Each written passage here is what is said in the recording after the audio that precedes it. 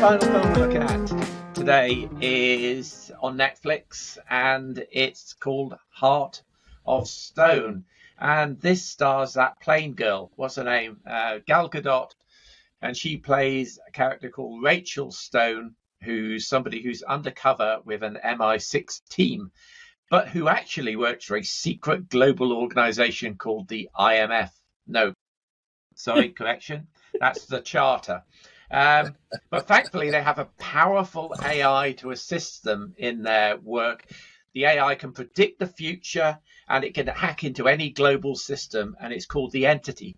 Nope, sorry, I got it wrong again. No, it's called the Heart. Okay. But all is not as it seems, because Rachel's cover as the Nine of Hearts is about to be blown in a big way. Here's a clip. This might be kind of intense. Chance of success just 32%. Because you've got no imagination. The heart gives the Charter its power. If you own it, you own the world. We've been breached.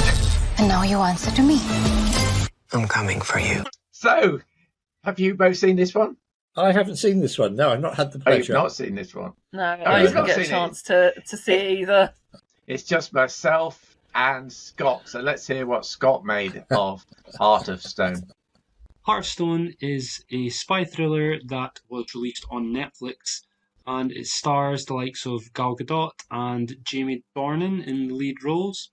This film also features an actress called Alia Bhatt, who I have to say is one of my favourite actresses in the whole world. She is an Indian actress who is basically in Bollywood movies, and if you haven't heard of her, do yourselves a favour and go check out some of her films.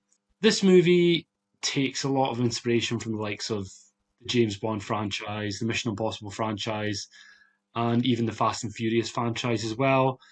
There's stunts galore, chases, explosions, lots of death-defying action set pieces. I couldn't tell you very much about what the actual film was about. I know that there's AI technology that's all-seeing that they refer to as the heart. We've seen things like that in the Fast Furious franchise with the God's Eye. It doesn't really matter. I don't think anyone's watching this film for the plot. The action sequences are fun. They do rely quite heavily on green screen, which at times can be quite obvious, but the cast seem to be giving it their all. They're having a reasonable amount of fun amongst themselves. The script is a little bit dodgy at times, but if you're looking for a generic action thriller, there's worse ways you can pass the time than checking out Heart of Stone. Okay, so that's what Scott thought, and I share a lot of those views. I mean, I've seen a lot of comments online. Andy and I are members of a Mark Commode Appreciation Society on Facebook, and there was quite a diatribe thread about this film, about how appalling it was. I didn't have such a problem with it. I mean, it's not a great film, I agree, but as a sort of James Bond light or a Jane Bond light, I thought it was still quite enjoyable. As Scott was saying there, it borrows heavily from a lot of films. I mean, in my intro, I was spoofing the fact it's so much like Mission Impossible 7 in terms of some of its things. Clearly, AIs are going to be the new multiverse. We are going to get bored sick of films about AIs coming up. That is my prediction for 2024. Right, we flit around much as we did with Netflix Red Notice, which also had Gal Gadot in it. We go to lots of exotic locations who clearly have good film production tax benefits, including the Somali desert and Iceland and Lisbon. And we have a really nice car chase sequence through Lisbon, dodging around the trams.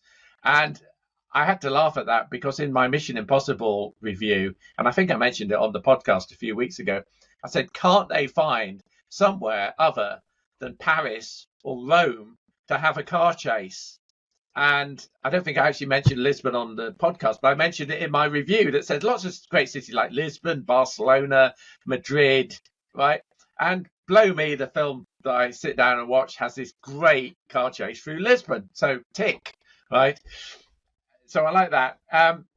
Aaliyah Bat, as Scott said, makes her Western movie debut here, and she's fine.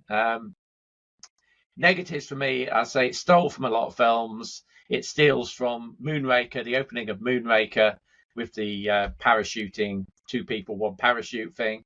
It steals from Where Eagles Dare with a cable car fight. It even steals from Galaxy Quest with an oxygen depletion scene. So it's not Moonraker novel. actually had a cable car fight as well. Oh, it did as well, yes. In Brazil, yes, that's right. yeah. Yes, that's right, it did, yes. So it's not novel, but I still quite enjoyed the outing. And, I mean, Gal Gadot, she's not difficult to look at. Let's just say that. As a hot-blooded male, over a certain age, Gal Gadot gets paid for being Gal Gadot, right? Yeah.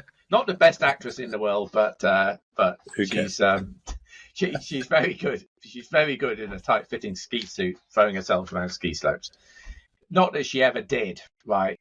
Because whereas Tom Cruise, that's another film it kind of nicks a bit of. She does a halo dive out the back of a plane, just like Tom Cruise did in Mission Impossible Fallout. But I bet that wasn't Gal Gadot, however close the camera got to her. Here's what Scott gave Heart of Stone. For me, this one would be a 6 out of 10. And I also gave it a 6, so my maths is not being tested today at all. But that is a Flickering Dream score of 6 out of 10, which makes it a marginal as a film. But hey, I did the ironing while I was watching the film, and it passed the time nicely. Right, this was a good ironing film for me.